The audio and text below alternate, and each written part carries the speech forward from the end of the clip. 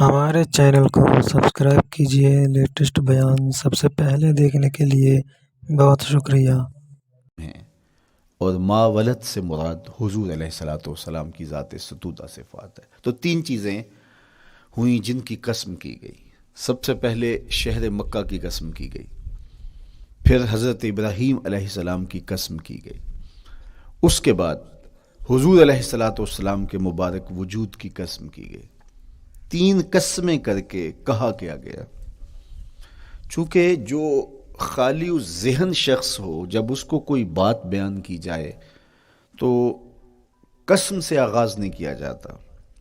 متردد الذہن کو کوئی بات کرنی ہو تو قسم سے آغاز کیا جاتا ہے، یا پھر آپ جس مضمون کو بیان کرنے جا رہے ہیں وہ اتنا اہم ہے کہ اس کی اہمیت کو اجاگر کرنے کے لیے آپ کو قسم کرنا پڑتی ہے۔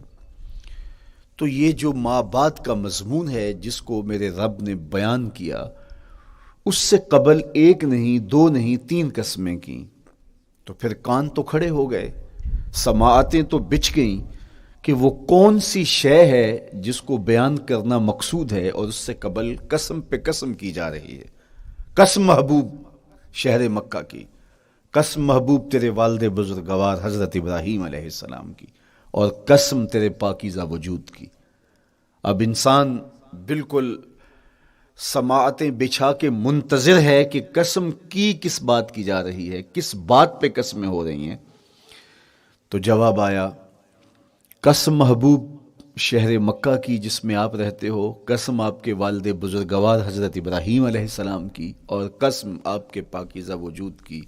لقد خلقنا الانسان فی کبد، ہم نے انسان کو مشقتوں میں رہتا پیدا کیا ہے۔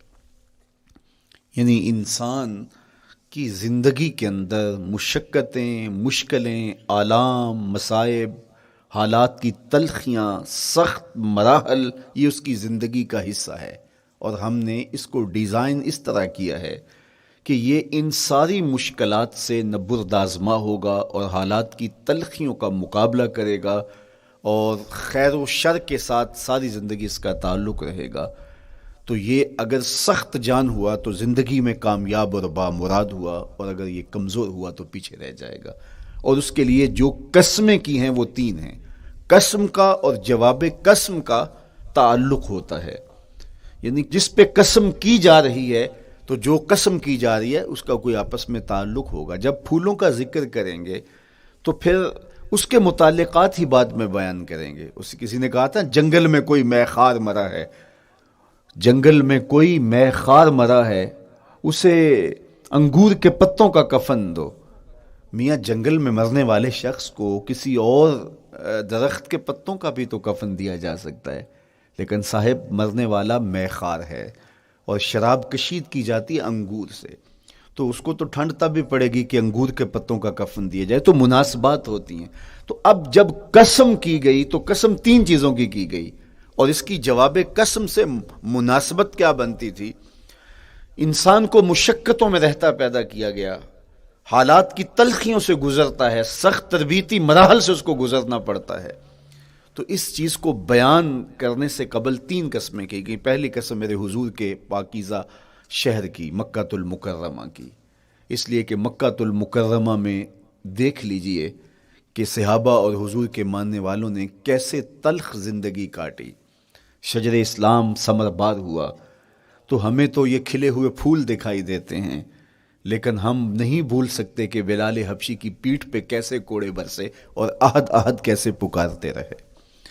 تو ہم اس منظر کو دیکھیں، مکہ کے ان حالات کو دیکھیں، تو اس لیے قسم کی مکے کی، اور پھر حضرت ابراہیم علیہ السلام کی قسم کی، چونکہ حضرت ابراہیم نے جس قدر اذیتوں سے گزر کر کے، مصائب آلام کا سامنا کر کے، حالات کی تلخیوں کا مقابلہ کر کے اپنا راستہ بنایا اور اپنے رب کی رضا پائی، وہ تاریخ کا ایک انوکھا باب ہے۔ اس سے بڑھ کر کیا ہوگا کہ جلتی ہوئی آگ میں چھلانگ لگا دی رب کے حکم کی تعمیل میں، بیٹے کی گردن پہ چھری رکھ دی۔ یہ تماشا لب بام نہیں تھا، منا کی وادی میں وہ انوکھا واقعہ رقم ہوا کہ آج بھی تاریخ انگشت بدندہ ہے کیا ایک باپ، اور وہ اس بیٹے کو ذبح کرنے کے لیے آمادہ ہو گیا جو اس کی آنکھوں کا نور ہے اور دل کا قرار ہے، رب سے مانگ مانگ کے لیا،